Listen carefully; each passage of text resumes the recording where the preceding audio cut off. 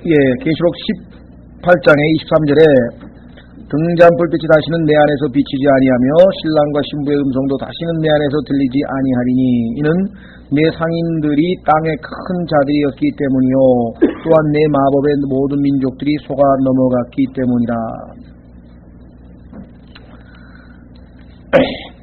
여기 보시면은요 모든 민족들이 속아 넘어갔다라고 하는 말 아까 조금 기본적으로 설명을 드리다가 말씀을 마쳤었는데요. 다시 한번 말씀드리지만 세상 사람들이 보기에는 아주 너무나 그럴싸한 사상이나 철학이나 또는 뭐 그러한 좋은 어떤 주의나 그죠? 뭐 인문주의 아니면 무슨 뭐 실존주의 뭐 이런 모든 것들이 실제적으로는 하나님 대신에 사람을 드높이는 것이고요. 결국은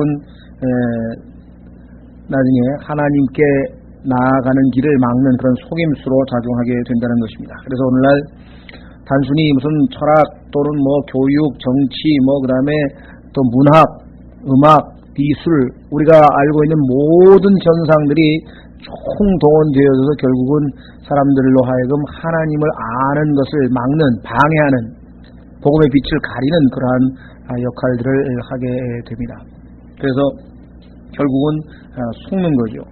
세상 사람들이 보기에는 이것이 아주 훌륭한 사상일지 모르지만 하나님 보시기에는 이것은 마법이라고 분명하게 얘기를 했고 이 마법에 대해서는 하나님께서는 형벌을 내리신 적이 있습니다. 그건 죽음이다. 한번 확인해 보겠습니다. 출애굽기 22장 18절.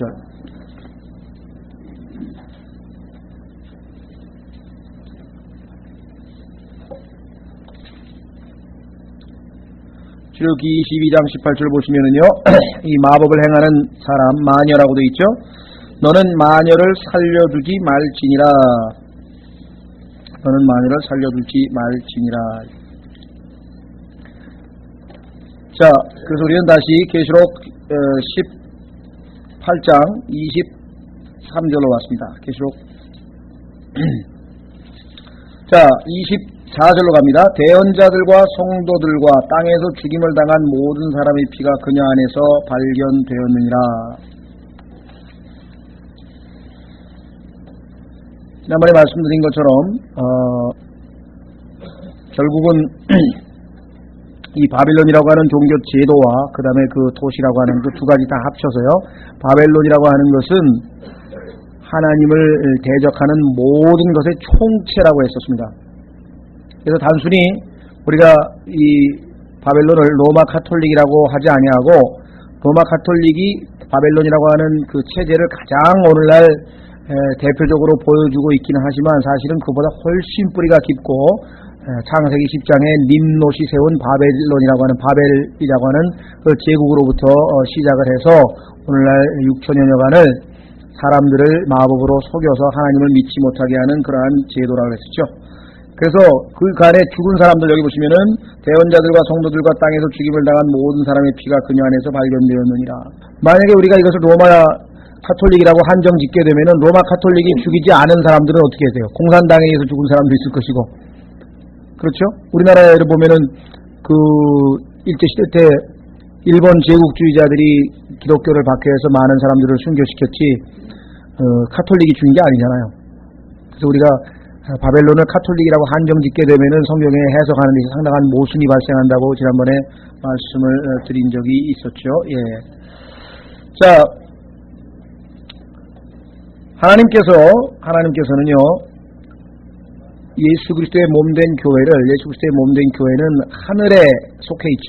그래서 우리의 행실은 하늘에 속해 있다. 우리의 모든 것이 하늘로부터 출처하게 되는데, 이 바벨론이라고 하는 시스템은 하늘과 연관이 되어 있는 게 아니라 땅과 연관이 되어 있습니다.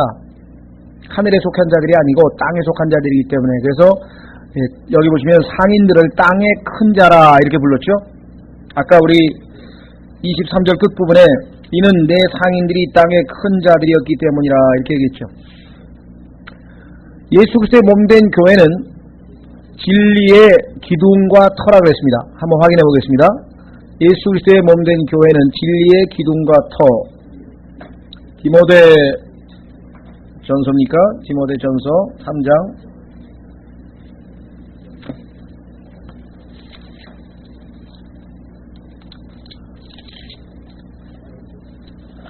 15절입니다. 디모데전서 3장 15절. 디모데전서 3장 15절. 그러나 내가 오랫동안 지체하며 너로 하여금 하나님의 집에서 어떻게 처신해야 할지 알게 하려 하노니 이 집은 하나님의 집은 살아계신 하나님의 교회요 진리의 기둥과 선이라. 오늘 일반적으로 교회들이 간과하고 있는 것이 바로 이것입니다. 교회라고 하는 것은 물론 구원받은 성도들이 함께 모여서 교제하고 하나님께 경배하는 그러한 이 모임입니다. 그러나 단순히 어떤 그 예배와 또 어떤 찬양과 이런 어떤 형식적인 것뿐만 아니라 그와 같은 것뿐만 아니라 여기 나와 있지만 우리도 물론 예배를 영과 진리로 드리만요 진리의 기둥과 터가 되는 자 진리를 가르치고 진리를 전파하고 진리를 선교하지 않는다고 한다면 그것은 성경에서 말씀하시는 하나님의 교회라고 할 수가 없다는 것을 여기서 우리가 확인하게 됩니다. 그런데 이 지상에 있는 바벨론이라고 하는 음녀는 그 하나님의 진리를 어떻게 합니까? 부패시키죠. 하나님의 진리를 부패시켜가지고 그것을 마치 진리인 것처럼 사람들에게 포장해서 아까 얘기한 것처럼 속이는데 하나님께서는 그것을 마법이라고 표현을 하셨다. 그 다음에 세 번째로 이 지상에 있는 예수 그리스도의 몸된 교회는 당연히 주님께서 말씀하신 것처럼 때로는 경건하게 살고 사는 모든 사람이 박해를 받는다고 말씀하신 것처럼 박해를 받아야 하는데 여기 나와 있는 큰 음녀 바벨론은 오히려 성도들을 박해하고 여기 지금 나와 있죠.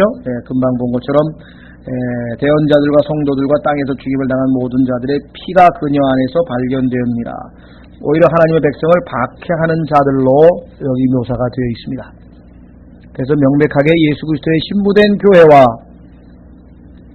이 마귀의 신부된 악한 이 종교 조직으로서의 바벨론이 대조가 되는 것이죠. 자, 그래서 이제 우리는 17장 종교 조직으로서의 바벨론의 심판, 18장 그 무역과 또 종교의 중심지, 즉 실제적인 도시로서의 바벨론 이 두 가지를 하나님께서 완전히 심판하셨습니다. 19절에 1절서부터 6절까지 우리가 아까 살펴본 것처럼 이제 기쁨의 찬송이 울려 퍼지고요. 그 다음에 19장 7절에 보면은 드디어 우리가 기대하던 어린 양의 혼인잔치, 어린 양의 혼인잔치가 벌어지는 것을 우리가 보게 됩니다. 자, 19장 1절 이 일들 후에 내가 들으니 하늘에서 많은 사람들의 큰 음성이 있어 이르되 할렐루야 구원과 영광과 존귀와 권능이 주 우리 하나님께 있도다. 바벨론의 심판을 보고 이제 찬양을 드렸는데요. 여기 보시면은 첫 번째 할렐루야가 나오고요. 그 다음에 3절에 가면 할렐루야 한 번 더 나오죠. 이 할렐루야 두 번의 경우에는 심판을 보고 즉 이루어진 일을 보고 드리는 할렐루야인 것 같고요. 그 다음에 나머지 두 번째는 보십시오. 4절에 아멘 할렐루야, 그 다음에 6절에 할렐루야. 그래서 보시면은 주님께서 통치하시는도다, 즉 이루어질 천년 왕국을 내다보면서 부르는 두 번의, 그래서 네 번의 할렐루야가 나오는 것을 우리가 여기서 확인을 하게 됩니다. 자, 지상에서는 하나님의 심판과 멸망이 있었는데 그것이 하늘에서 바라보면은 하나님의 구원에 해당되는 거죠. 왜? 그 박해와 고통 가운데 견디고 있었던 이스라엘의 남은 자들이 그때 다 구원을 받게 되는 거 아니겠습니까? 이와 같이 아까 말씀드린 것처럼 땅에서 바라보는 관점과 하늘에서 바라보는 관점은 이렇게 대조적일 수밖에 없다. 자, 그래서 19장 2절로 갑니다. 19장 2절. 이는 그분의 심판들이 참되고 의롭기 때문이요 또 그분께서 음행으로 땅을 부패시킨 저 큰 음녀를 심판하시고 또 자신의 종들의 피의 원수를 그녀의 손에 갚으셨기 때문이라 하고, 하나님께서 이 땅에서 행하시는 것은 반드시 심은 대로 거둔다고 말씀하셨죠. 즉 그 저지른 죄에 대해서는 반드시 대가가 필요합니다. 우리 인간들이 저지른 죄에 대한 대가는 하나님께서 그냥 묵인하고 그냥 덮어두고 우리를 용서하신 것이 아니라 예수 그리스도를 대가로 지불하셨다는 거죠. 마찬가지로 이 세상에서 하나님 앞에 대가를 치르지 않는 그의 보응이 없는 그러한 일은 없습니다. 여기서도 지금 보면은요, 분명하게 하나님께서 이제 갚으셨다는 얘기가 나오죠. 맨 끝에 2절, 자신의 종들의 피의 원수를 그녀의 손에 갚으셨기 때문이라. 누가복음 11장에 가시면은 주님께서 이 보응에 대한 언급을 다시 한번 하신 적이 있습니다. 누가복음 11장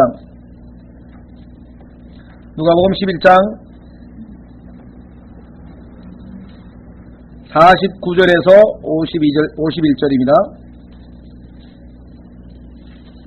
누가복음 11장 49절에서 51절. 그러므로 하나님의 지혜도 일렀으되 내가 그들에게 대언자들과 사도들을 보내리니 그들이 그 중에 더러는 죽이고 또 핍박하리라 하였느니라. 이로써 창세로부터 흘린 모든 대언자들의 피를 이 세대에게 요구하리니 곧 아벨의 피로부터 제단과 성전 사이에서 죽은 사가랴의 피까지라. 진실로 내가 너희에게 이르노니 그 피를 이 세대에게 요구하리라. 피를 흘린 사람은 거기에 대해서 반드시 대가를 치러야 되는 요구한다고 하는 말씀이 나와 있죠. 자, 계시록 6장에 가면은 억울하게 순교당한 환란 시대의 성도들이 하나님 앞에 역시 보응을 해달라고 요구하는 것을 보게 됩니다. 계시록 6장 9절, 계시록 6장 9절에서 10절입니다. 계시록 6장 9절에서 10절. 그분께서 다섯째 봉인을 여신 뒤에 내가 보니 하나님의 말씀과 자기들이 붙잡은 증거로 인하여 죽임을 당한 자들의 혼들이 제단 아래에서 큰 음성으로 외치르되 오 거룩하고 진실하신 주여 땅에 거하는 자들을 심판하여 우리 피에 대한 원수를 갚아주지 아니하시기를 어느 때까지 하시려 하나이까. 더 이상 이제 이와 같은 기도를 드릴 필요가 없죠. 이 기도의 응답은 지금 이 계시록 19장 할렐루야 하는 그 순간에 이미 다 이루어진 것이죠. 왜? 갚으셨기 때문이라. 이루어졌다. 이 원수 갚는 것에 대한 약속은 성경에 자세하게 나오는데 그 중에서 신약의 여러 군데 중에서 한 군데만 한번 찾아보겠습니다. 히브리서 10장 30절. 히브리서 10장 30절.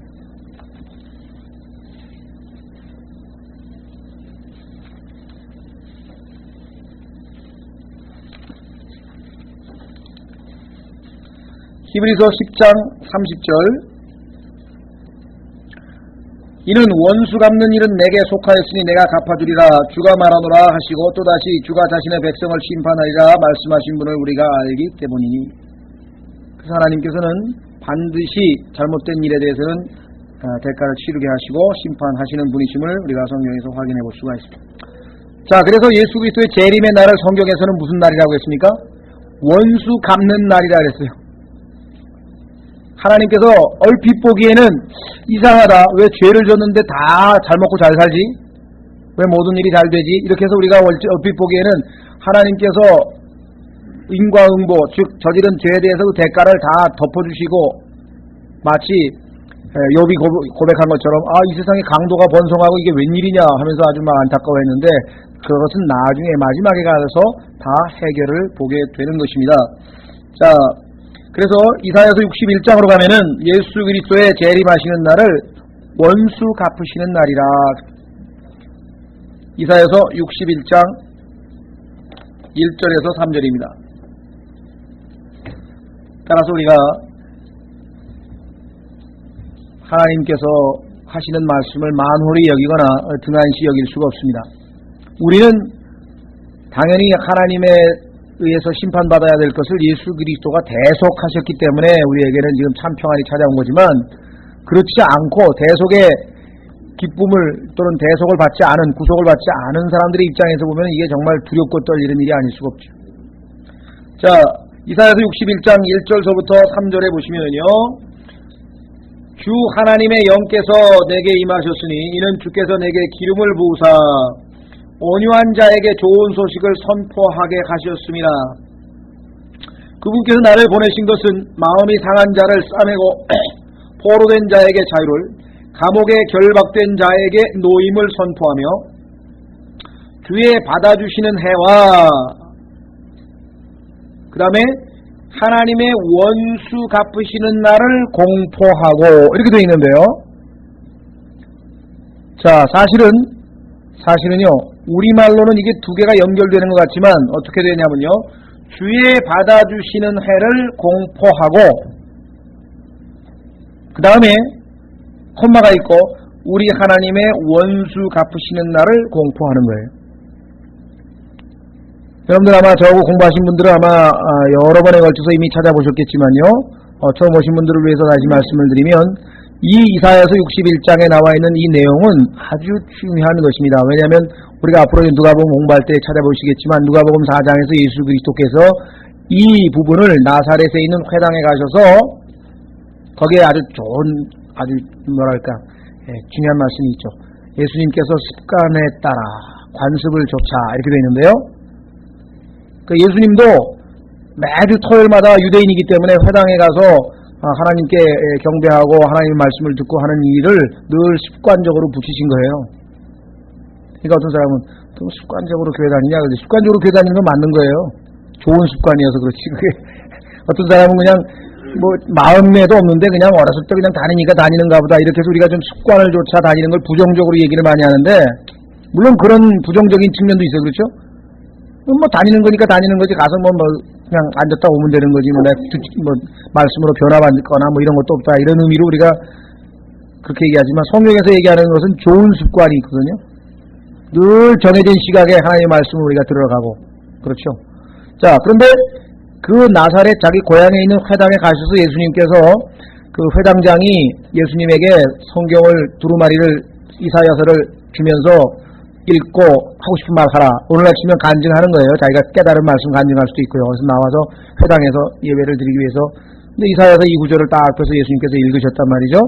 근데 놀라운 사실은 예수님께서 여기 나와 있는 3절의 첫 부분, 즉 주의 받아주시는 해를 공포하고, 여기까지만 딱 읽고 그 다음에 두루마리를 둘둘 말아서 덮으신 다음에 앉으셨다 이 말이에요. 자, 한번 확인해 보세요. 예수님이 앉으셨다, 그 얘기는 뭐예요? 예수님은 그 뒤에 나오는 뭐라고 되어 있습니까? 3절 뒤에 나오는 뭐예요?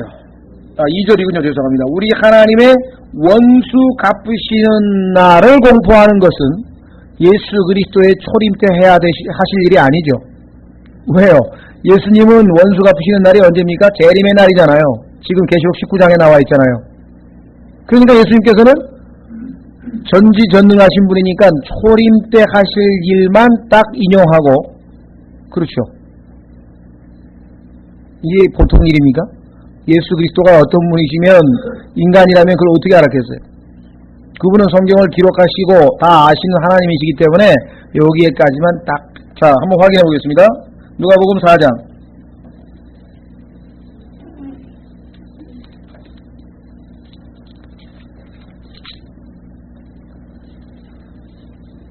18절에서 22절인데요.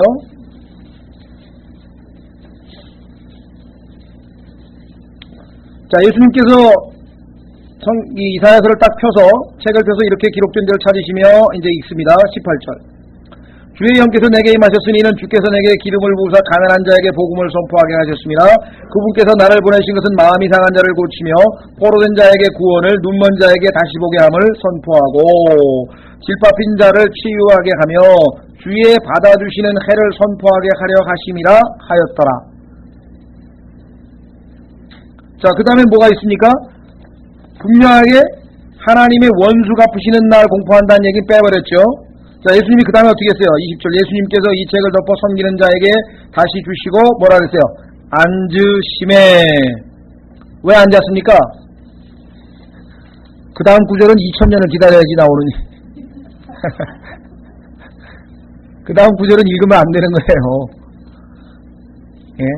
예수님의 전지전능하신 것이 바로 여기 나와요. 그러면 그 다음 구절이 이루어질 때까지, 즉 오늘 우리가 보는 원수 갚으시는 날이 드디어 계시록 19장에 임해서 지금 찬양을 드리고 있는데, 그 기간까지 하나님께서는 예수님은 무엇을 하고 계십니까? 앉아 계신다 그랬잖아요. 근데 지금 어디에 앉아 계세요? 하나님 보좌 우편에 앉아 계시죠? 한번 확인해 보겠습니다. 히브리서 10장. 성경은 정말 공부하면 공부할수록 이게 기가 막힌 책입니다. 우리를 흥분시키는 책이고, 그냥 하나님의 그 놀라우신 그 섭리에 자꾸 찬양을 드리게 되고, 그렇죠. 가볍게 이게 그저 이렇게 슬슬 읽을 책이 아니죠. 예. 자, 히브리서 10장 12절과 13절에 보시면, 히브리서 10장 12절과 13절, 오직 이 사람은 죄들로 인하여 한 희생물을 영원히 드리신 뒤에, 다른 제사장들은 매일 드려야 되는데, 매년 드려야 되는데, 예수님은 영원히 드리신 뒤에 하나님의 오른편에 앉으사, 그 이후부터 자기 원수들이, 원수 갚는 날 아셨죠? 원수 갚는 날. 자기 원수들이 자기 발받침이 될 때까지 뭐라고 그랬습니까? 기다리시나니. 지금 예수님께서 하늘에서 하나님의 보좌 오른편에 앉으셔서 지금 현재 하는 것이 뭐예요? 원수 갚는 그날을 기다리고 계시는 거예요. 그날이 오기를. 근데 그 날이 임한 것이 바로 우리가 오늘 읽은 바로 계시록 18장, 그 다음에 그것을 확인하면서 찬양하는 내용이 19장에 나와 있는 것입니다. 하나님의 말씀은 그야말로 기록된 그대로 다 성취되는 것입니다. 만홀히 여기거나 함부로 우리가 가볍게 대할 수 있는 말씀들이 아니라, 자, 계시록 19장으로 다시 돌아오셔서 2절, 이는 그분의 심판들이 참되고 의롭기 때문이요. 그렇습니다. 예수님 이외에 그 누구도 올바로 재판하는 사람 없죠. 참되고 의로운 재판하는 사람 보셨습니까? 이 땅에는 예수님 말씀하시기를 불의한 재판관 얘기도 하셨고요. 예수님 자신이 불의한 재판관인 빌라도에 의해서 형을 받으셨죠.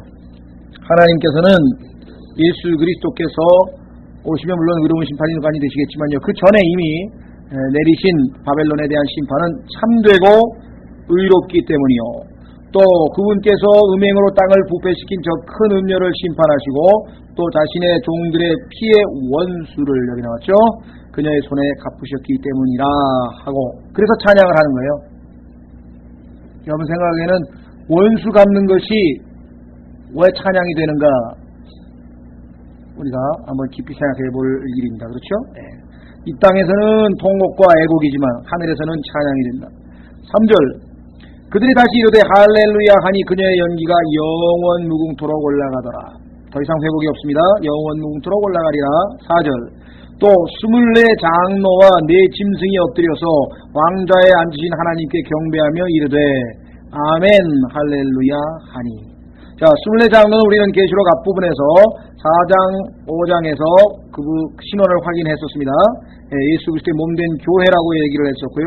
내 짐승은 하나님께서 지으신 모든 피조물들이라고 우리는 이 둘의 신원을 이미 언급을 했었죠. 자, 성경에서 이 장로라고 하는 말이 신약 성경에 쓰인 것을 보면은 성도들 간의 교제와 관련된 것이죠. 그래서 성도들을 때로는 가르치기도 하고 다스리기도 하고, 그렇죠. 그런데 이 24장로라고 하는 말이 여기에 드디어 마지막으로 언급이 되어 있습니다. 이제는 성도들 간의 개개인의 교제가 중요한 것이 아니라 그 전체가, 성도들 전체가 하나의 무리가 돼서 예수 그리스도의 뭐예요? 신부로, 아내로 되는 일이 남아있는 것이에요. 그래서 7절에 보시면은 이제 그 24장로들이라고 하는 말이 그치고 7절에 우리가 즐거워하고 기뻐하며 그분께 종기를 돌릴지니 이는 어린 양의 혼인잔치가 이르렀고 그분의 아내가 자신을 예비하였음이라. 여기 누가 나와 있습니까? 네. 아내가 나온다며. 아내를 예비하였습니다. 그러니까 어떤 사람들은 아직 결혼을 안 했는데 아내라고 하는데요, 성경이 좀 이상한 거 아닙니까? 지금 결혼식을 올리려고 하는데. 그러니까 성경이 틀렸다고 생각하기 이전에 거꾸로 생각을 하셔야 돼요, 여러분들은. 아, 성경에서는 결혼을 하지 않고 약혼만 한 상태라도 아내라고 부를 수 있구나. 그게 맞는 어법이라 이 말이에요. 자, 여러분들 그 고린도후서 11장에 보면은 우리를 정결한 처녀로 예수 그리스도와 정혼시켰다 그랬죠. 한번 확인해 보세요. 고린도후서 11장.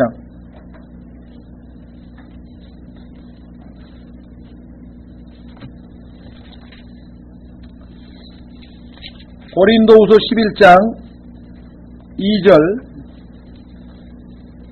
고린도후서 11장 2절. 내가 하나님의 질투로 너희에 대하여 질투하노니 이것은 내가 너희를 한 남편에게 정혼시켜 순결한 처녀로 그리스도께 드리고자 함이라.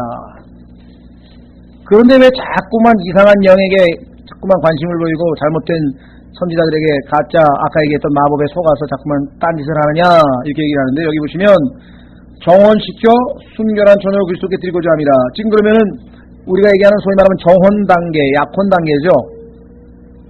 그러면 지금 결혼식이 이르렀으니 했으니까 아직 지금 결혼 안 했는데, 그렇죠? 왜 안 해라고 했느냐? 여러분들 성경의 용례를 우리가 한번 확인해 봅니다. 마태복음으로 가보시면 마리아와 요셉이 아직 결혼을 안 했는데도 아내라고 부르는 겁니다. 결혼하기로 마음에 음욕을 품으면 이미 간음을 하였다 그랬잖아요.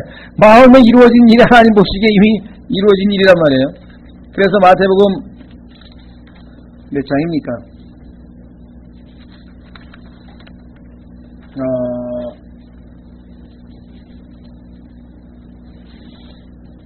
1장인가요? 1장 10절 어디 보세요.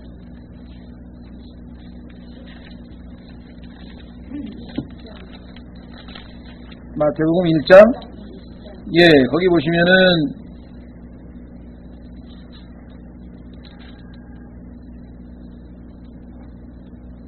예, 20절에 내 안에 데려오기를 두려워하지 말라. 여기 보시면은 18절에 이제 예수 그리스도의 태어나심 이러하니라. 그녀의 어머니 마리아가 요셉과 정혼하고 동거하기 전에 성령님으로 말미암아 아기를 뵌 것이 드러났더니 그때 그녀의 남편 요셉은, 결혼 아직 안 했는데 남편이라고 부르죠. 예, 따라서 우리는 또 어떤 사람은 뭘 시비를 거냐면요, 형제자매라고 부른다고 그런 또 시비 거는 사람이 있어요. 아니 남편하고 아내인데 부부관계인데 뭐 형제자매냐고. 그리스도인들 가운데 우리 형제님이 그렇고요, 우리 자매님이 그렇고요 하면서 자기 부인을 자매라고 부를 수 있고 남편을 형제라고 부를 그런 용어에 대해서 시비를 거는데, 그것도 성경적으로 틀릴 게 없어요. 자매된 아내를 이렇게 돼 있거든요. 얼마나 정확합니까? 아담의 자매 아니에요? 이브가. 그렇죠. 예, 자매란 말이에요. 그래서 자매된 아내를 성경이 그렇게 얘기를 했죠. 자매된 아내를 우리가 데리고 다닐 권리가 없겠느냐? 베드로도 다 데리고 다녔는데 나는 그러면 하면서 바울이 자기 자신을 옹호할 때 사용하는 표현이 나옵니다. 그래서 우리는 성경이 기준이고, 우리 생각에는 결혼식을 올려야 뭐 아내라 이렇게 쓰는 용어를 쓴다, 이거는 우리 생각이고요. 성경에 나와 있는 생각은 우리하고 좀 틀려요. 성경이 맞고 우리가 고쳐야 되는 것이 성경적인 원칙입니다. 자, 그래서 우리는 계시록 다시 19장으로 돌아갑니다. 거기에 보시면은 이제 장로는 마지막으로 언급되어 있고, 왜냐, 그리스도인들 간의 지체 간의 교제가 중요한 게 아니에요. 이제는 이제 신랑이 나타나시기 때문에 신랑과 신부와의 관계가 중요한 것입니다. 그렇죠? 예, 그래서 이제 완전한 이제는 영원한 남편과 아내로서의 그리스도와 교회와의 관계가 시작이 되는 것을 우리가 확인을 해볼 수가 있습니다. 자, 계속해서 4절에 24장로와 네 짐승이 엎드려서 왕좌에 앉으신 하나님께 경배하며 이르되 아멘 할렐루야 하니, 5절 왕좌에서 한 음성이 나서 이르되 하나님의 모든 종들아, 하나님을 두려워하는 자들아, 작은 자든지 큰 자든지 너희는 다 우리 하나님을 찬양하라 하더라. 자, 또 내가 들으니 큰 무리와 소리 같기도 하고 쭉 나오는데, 여기서 지금 얘기하는 분이 누구겠습니까? 5절에 지금 왕좌에서 한 음성이 나서 이르되, 그럼 왕좌에 앉으신 분은 누구겠습니까? 아니 보좌 우편에 앉아 계시던 분이 예수 그리스도 아니에요. 자, 그러면은 예수 그리스도께서 하나님의 모든 종들아, 하나님을 두려워하는 자들아, 우리 하나님을 찬양하라. 예수님도 하나님이신데. 그렇죠.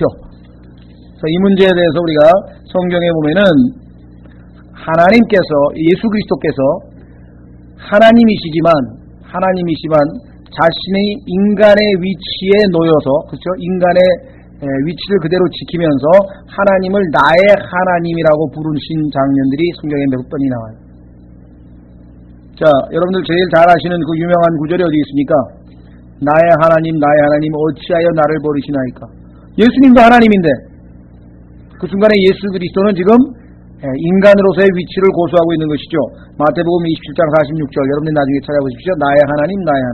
자, 한 구절 더 찾아보겠습니다. 요한복음 20장 17절. 요한복음 20장 17절에도 나의 하나님이라고 예수님께서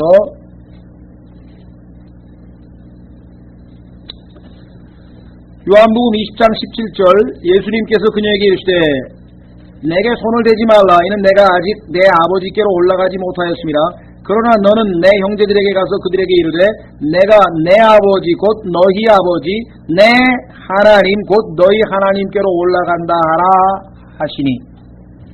따라서 이거 하나님이라고 하는 단어가 나올 때 굉장히 조심하셔야 돼요. 창세기 1장 1절에서 처음에 하나님께서 하늘과 땅을 하셨느니라 이렇게 했을 때에는 그때 하나님은 아버지만 언급하는 게 아닙니다. 엘로힘이라고 그랬잖아요. 아버지와 아들과 성령 세 분이 그 하나님, 아들 하나님, 아버지 하나님, 아들 하나님, 성령 하나님 세 분이 창조한 거죠. 그 하나님 나오면은 우리 생각에는 정말 아버지에다가 한정시키려고 하는 경향이 있는데 그걸 조심하세요. 하나님이라고 할 때는 항상 그 단어는 엘로힘이라고 하는 히브리어인데 엘로힘이라고 하는 히브리어는 집합명사예요. 예를 들면 내가 만약에 우리 가족은 그러면 가족이라고 했을 때 그 가족은 단어는 뭡니까? 단수잖아요. 그죠? 단수죠? 그래 실제로 그 가족 안에는 몇 개가 들어가 있어요. 아버지, 엄마, 아들, 딸 여러 개 들어가 있어요. 마찬가지로 엘로힘이라고 하는 하나님이라고 하는 그 단어는 집합명사예요. 거기는 아버지, 아들, 성령이 다 들어가 있는 거예요. 그런데 문맥에 따라서 어떨 때에는 한 분만 지칭할 수도 있다 이거예요. 그래서 때로는 아버지를 지칭할 수 있으니까 넓은 의미로 쓰일 때가 있고 좁은 의미로 쓰일 때가 있으니까 이걸 조심하시는 거예요.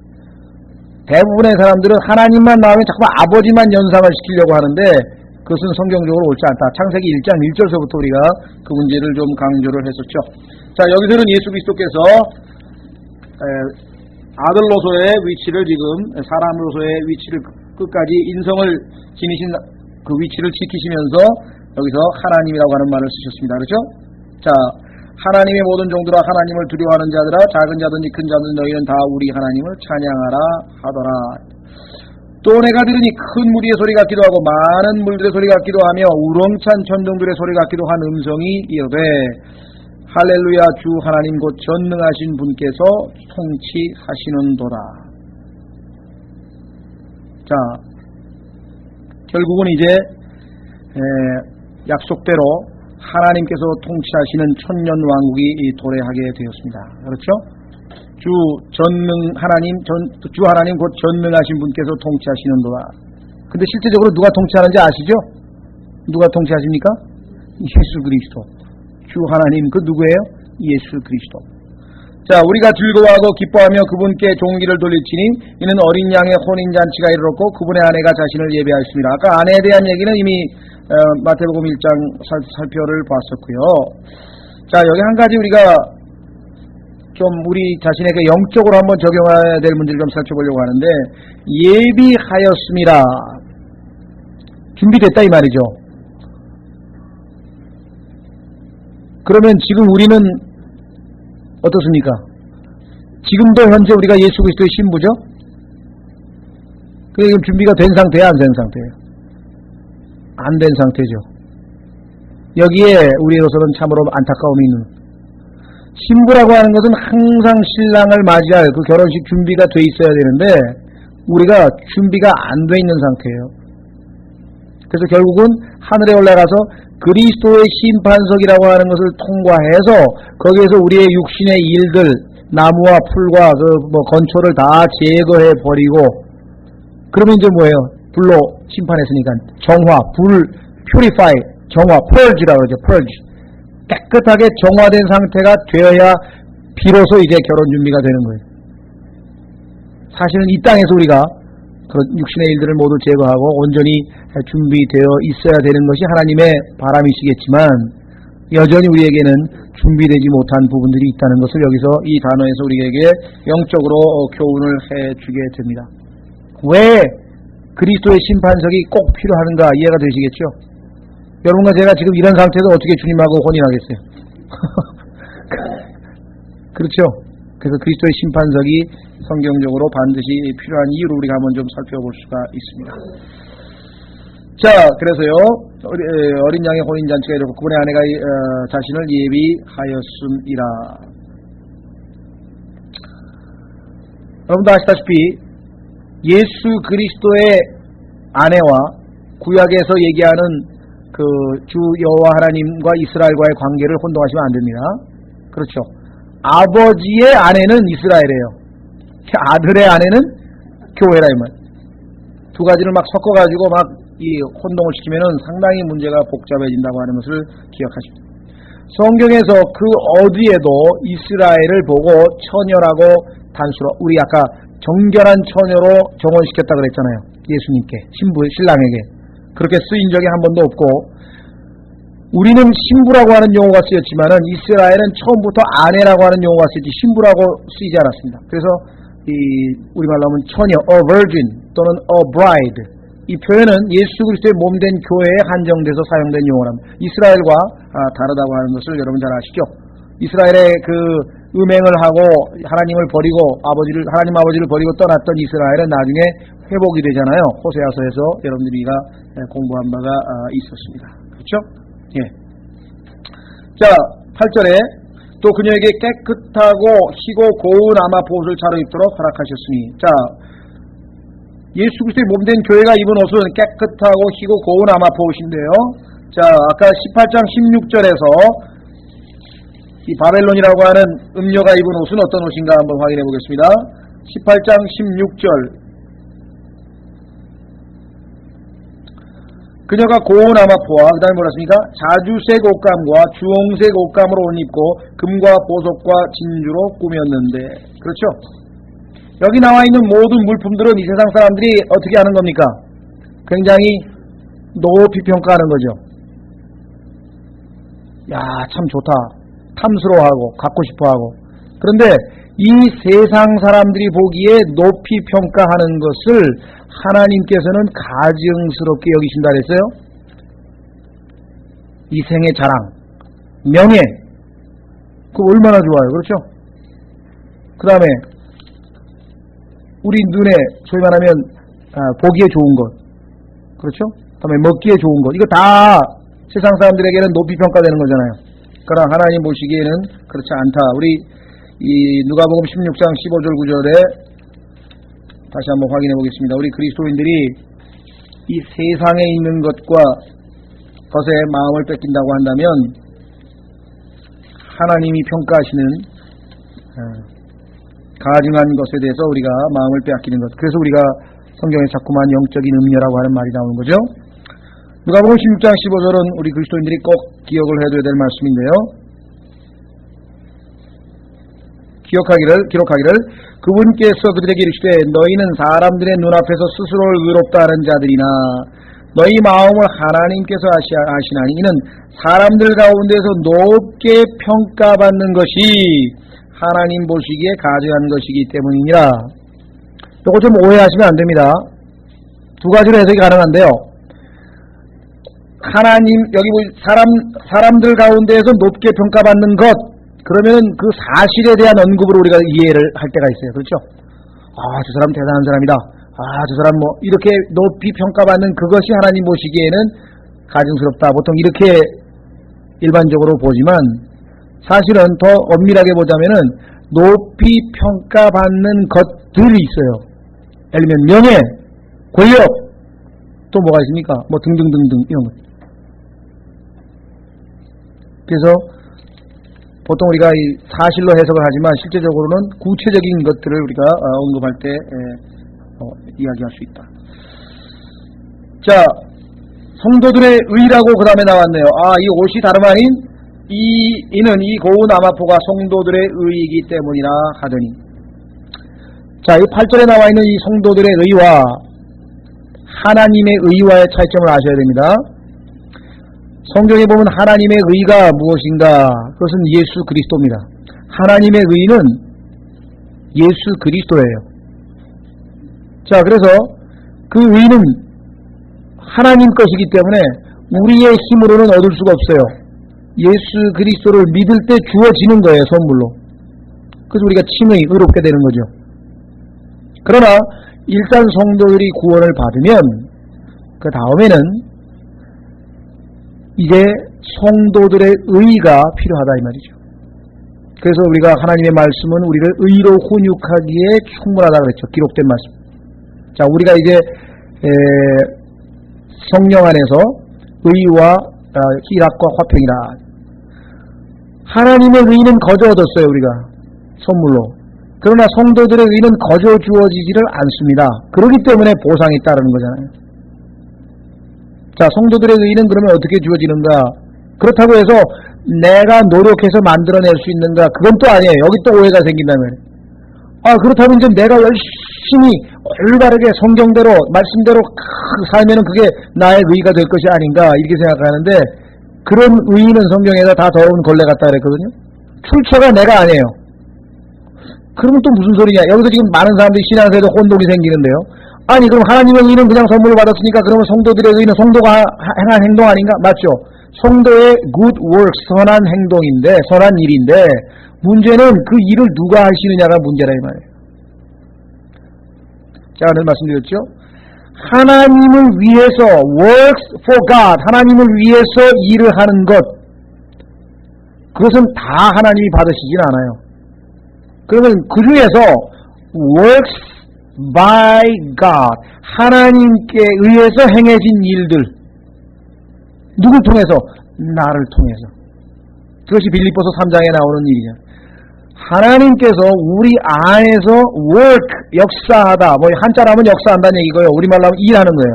하나님께서 내 안에서 이미 일을 시작하셨다고 성경에 말해요. 일을 하고 있잖아요. 그렇죠? 그것이 하나님께서 일을 하시는데 내가 내 몸을 들이지 아니하면 표현이 안 된대. 하나님께서 내 안에 지금 찬양을 주셨는데 내가 입을 열어서 찬양이 바깥으로 입을 열어야 표현될 거 아니에요. 하나님께서 내게 지금 복음 전할 수 있는 마음을 주셨어요. 역사하고 있어요. 그럼 내가 가야 될 거 아니에요. 내 발로 움직여서. 입을 열어서 복음을 전해야 될 거 아니에요. 그렇죠? 하나님께 나에게 하나님의 지식을 주셨어요. 그럼 지식을 입을 열어서 가르쳐야 될 거 아니에요.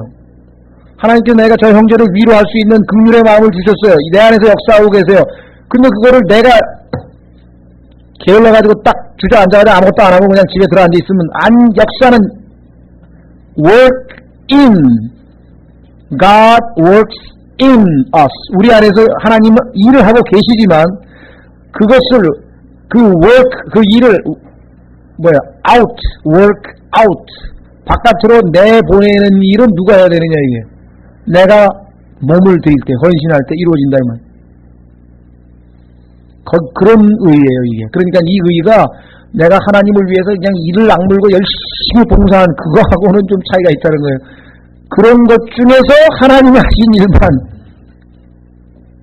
그러니까 나중에 금과 은과 보석만 남고 나머지 육신의 일들은 다 사라져버리는 건 말이에요. 그래서 주님께서는 뭐라고 말씀하셨습니까? 아니, 나중에 가보니까 말이야, 이 땅에서 그냥 굉장하게 막 화려하게 신앙생활 했는데 가니까 남는 게 별로 없고, 어떤 사람은 그냥 조용하게 별로 눈에도 안 띄겠는데 가니까 하나님 앞에 가니까 뭐 상 받을 게 그냥, 그렇죠. 어떤 사람은 이 비유로 치면은 뭐 10이라고 하는 만큼의 일을 했다면 그 중에 9개가 남았어요. 어떤 사람은 100개를 했는데 가만히 3개밖에 없어요. 97개는 전부 지가 흥분해가지고 일을 막 날뛴 거예요. 알고 보니까. 예를 들자면 그런 일이 벌어지게 된다는 거예요. 그리스도의 심판석에서 갈라질 거 아니에요. 그렇다고 해서 일을 적게 하라는 얘기 아닙니다. 성경에는 많이 하라 그랬어요. 할 수 있는 한 최대한으로 하되, 내가 힘을 내고 내가 뭐 꾀를 부리고 내가 뭐 이렇게 하는 게 아니라 하나님께서 내 안에서 이미 일하고 계세요. 그걸 믿으라 이 말이에요. 그거를 바깥으로 내드리는 일만, 통로만 되어드리면 되는 거예요. 내 몸을 내어드리면 되는 거예요. 그러니까 이거예요. 믿음으로 하는 일이죠, 이거는. 종교심으로 하는 것이 아니라 이 믿음으로 이루어지는 일. 하나님께서 내 안에서 일하고 계신다. 근데 내 마음에 지금 뭘 하라고? 복음을 전할 마음을 주셨다. 그 말씀에 순종해서 나는 가서 내가 입술을 열어서 주님의 도구로 쓰임을 받았다. 하나님 일하신 거예요. 나는 그 일을 바깥으로 내보내기만 한 거라, 이거예요. 자, 그래서 우리는 성도들의 의라 그러니까 어떤 사람은 그러면 이제 내 책임이네. 맞죠? 내 책임은 내 책임인데 우리 누가복음에 배웠던 것처럼 마리아가 어떻게 했어요? 마리아가 그럼 오늘부터 내가 성령으로 잉태하려고 이제 그러고 새벽 기도했어요? 잉태하게 해주시옵소서. 그게 아니라고. 자기가 한 게 아니라 믿음으로 하나님의 약속을 믿음으로 내 몸을 드린 거예요. 그 성령께서 일을 하셔서 예수 그리스도 잉태한 거는 하나님이 하신 거지. 그러나 마리아의 순종에 의하지 아니하고 마리아가 만약에 뻗팅기고 싫다 그랬으면 하나님이 다른 자매 누굴 택했겠죠. 마찬가지라 이 말이에요. 그래서 내가 하는 게 아니고 하나님이 하시는 거니까 수동적인 자세, 능동적인 자세는 아니지만 그렇다고 해서 완전히 수동으로 그냥 손 놓고 그러면 그거 하나님이 다 알아서 하세요. 나는 그게 아니죠. 내 주의 계집종이하니 주의 말씀대로 이루어지다라고 하는 신앙의 고백이 있어야 되는. 자, 그래서 이 문제는 우리가 아주 신앙에 있어서 핵심입니다. 성도들의 의, 이것은 단순히 우리가 열심으로 내는 그러한 차원이 아니라 이미 하나님께서 우리 안에서 일하고 있기 때문에 누구든지 우리가 몸을 주님 앞에 내어드리면 주님께서 우리에게 이와 같이 놀라운 아름다운 의로운 의를 상징하는 옷들을 입혀주실 것이라고 하는 사실이죠. 예. 자, 그 다음에 몇 절입니까? 9절이죠. 예, 그렇죠. 그가 내게 말하기를 기록하라. 어린 양의 혼인 만찬에 초청받은 자들은 복이 있도다 하고 또 내게 이르되 이것들은 하나님께서 하신 참된 말씀들이라 하더라. 여기서 한 가지만 좀 짚고 넘어가야 되겠는데요. 7절을 혼인잔치라고 표현하니까 혼인잔치하고 혼인만찬하고 뭐가 다르냐? 뭐가 다릅니까? 영어로 보면 굉장히 간단해요. 혼인잔치는 marriage, 그 다음에 혼인만찬은 marriage supper 이렇게 됩니다.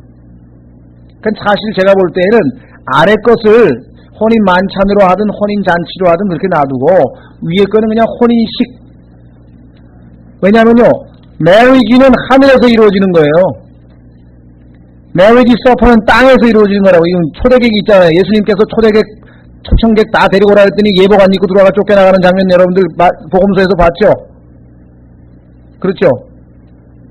두 가지가 구분돼야 됩니다. 그래서 이제 구분하기 위해서 하나는 혼인잔치, 하나는 혼인만찬 했는데 우리말 느낌에 얼핏 들어보면 그냥 혼인잔치가 만찬하고 좀 같은 거로 느낌이 들어오지 않아요? 그냥 혼인식 그러면 되죠. 혼인식. marriage 하면 혼인식 그게 또 좋잖아요.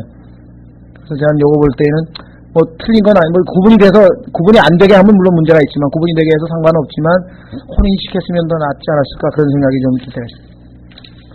여러분들 뭐 굳이 유대인들의 결혼 풍습을 우리가 모르더라도 한국에서도 최소한도 하여간 혼인식 하면서 거기서 바로 밥 먹는 사람 요즘 있긴 있나요? 뭐 호텔에서 하면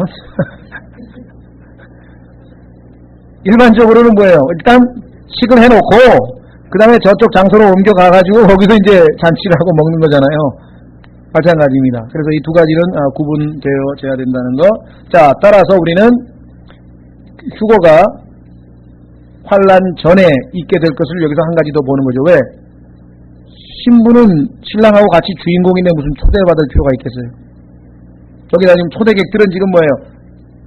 혼인식은 끝나고 지상에 잔치에 초대받으러 내려왔죠? 자, 9절 보시면 그가 내게 말하기를 기록하라. 어린 양의 혼인 만찬에 초청받은 자들은 복이 있도다 하고 또 내게 이르되 이것들은 하나님께서 하신 참된 말씀이라 하더라. 이렇게 되어 있습니다. 자, 그 다음에 여기서 한 가지 짚고 넘어가고 마치겠습니다. 오늘은 9절까지만 하는 게 좋을 것 같네요. 자, 여기서 내게 말하기를 기록하라. 자, 14장 13절에 보면은 한번 기록하라고 하는 말이 나옵니다. 계시록 14장 13절.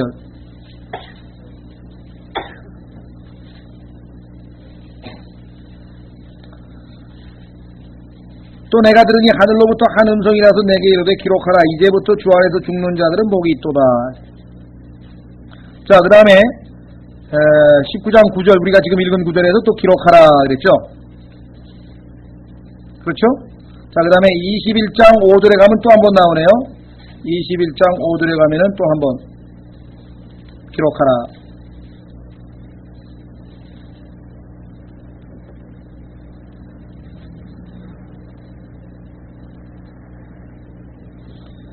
자, 그러니까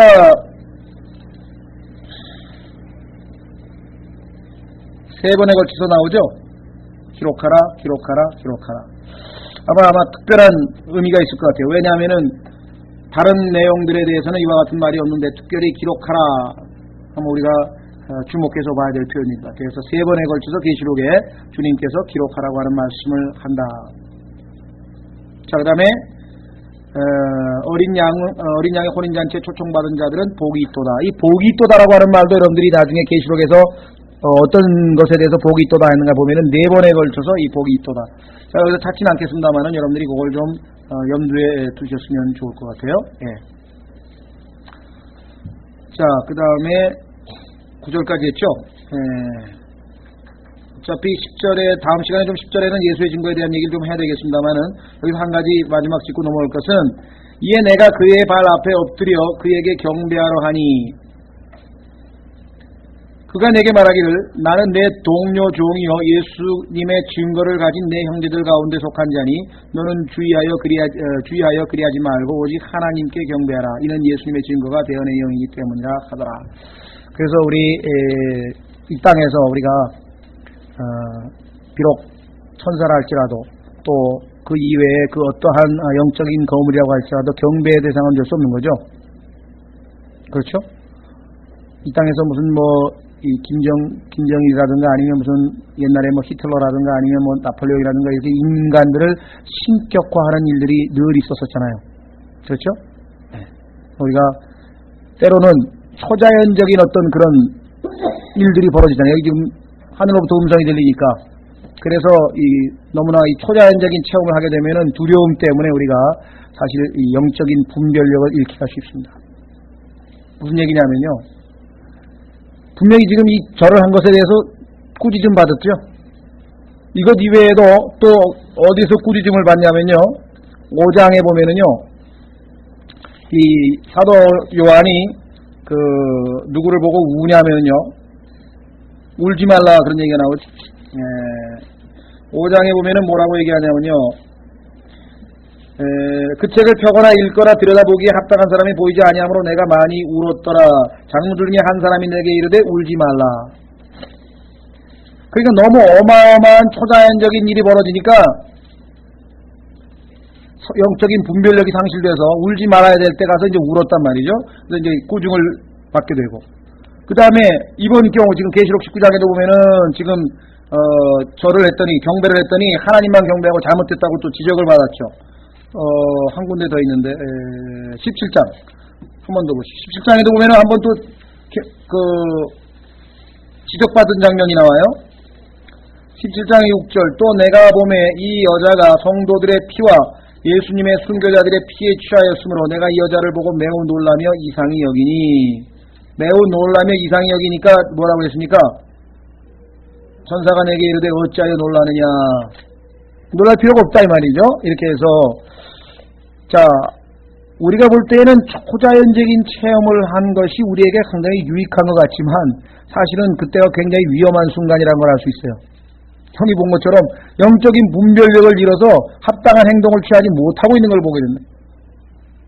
우리 주변에 조금 이상한 체험만 하면 그냥 사람들이 다들 대단하게 어떻게 된 것처럼 그렇게 행동을 하고 그러는데 사실은 그렇지 않습니다. 그래서 우리가 어떤 초자연적인 현상에 대해서 잘못하면은 우리가 합당한 영적인 반응을 하지 못하고 그저 그냥 놀라움에 또는 두려움에 어떤 그런 그릇된 행동들을 하게 될 때가 참 많다. 조심하셔야 되겠죠. 여기는 다 경배하지 말라 그러면서 나도 너하고 똑같은 종이다 그랬는데 오늘날 이 지상에는 그 경배를 그냥 받아들이는 사람이 있잖아요. 누굽니까? 바티칸에 있는 그 교황이죠. Holy Father, 거룩한 아버지라고 하는 용어에도 꺼리낌 없이 그대로 받아들이고, 그죠? 경배도 그대로 받아들이는, 사실 큰 신성 모독적인 것을 우리가 여기서도 다시 한번 확인하게 됩니다. 네, 다음 시간에 그 10절의 끝부분 좀 더 보완해서 설명을 하도록 하겠습니다. 오늘 여기까지 하겠습니다.